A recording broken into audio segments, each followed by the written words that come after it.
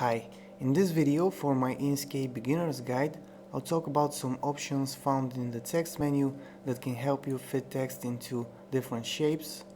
Let's start with creating a rectangle. Then I'll grab the text tool, click, and I'm going to paste some text here so I don't waste time typing it in front of you.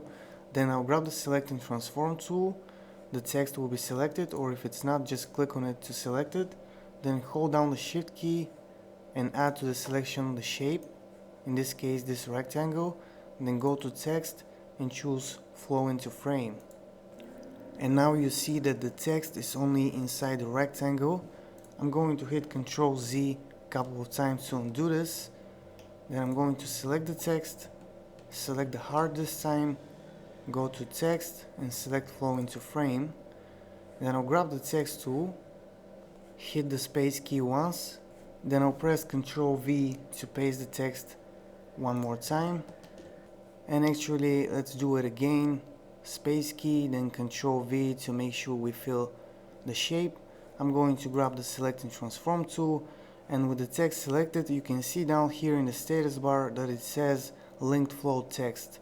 Now when the text is linked to a shape, we can transform the shape and that text will still automatically fill the shape. So I can grab this heart, move it, and the text will follow the heart. I can click one more time to rotate it, for example, and you see that the text will fill the heart. I can also skew it if I want to, and again the text will follow the heart. Let's hit Ctrl Z to undo a couple of times. And I'm sure you notice here that some of the text is not filling the heart. This is because, for example, the word suggestions here is too big to fit into this space over here. That's why it's on another line. And the way to go around this is to make some words smaller, other bigger, and usually it's a good idea to start from the top. So for example, here you see I've made tutorial smaller, so let's try that. With the text tool I'm going to select tutorials and change the size to 32. Then I'm going to select beginners and change the size to 30 this time. Click enter and you see now this fits over here.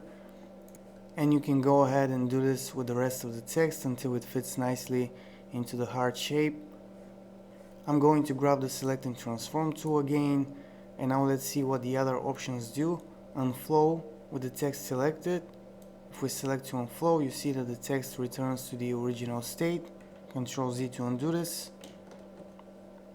If I go ahead and select convert to text, this will convert the linked flow text into a regular text, and now you can use some of the options from the text tool that weren't available previously when the text was flowed, like vertical shift or character rotation. But now the text is no longer linked to the shape, so if you modify the shape or the text will no longer follow the shape of the heart.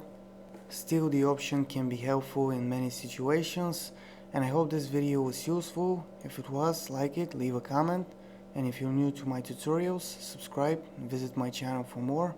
That's it for now. Bye.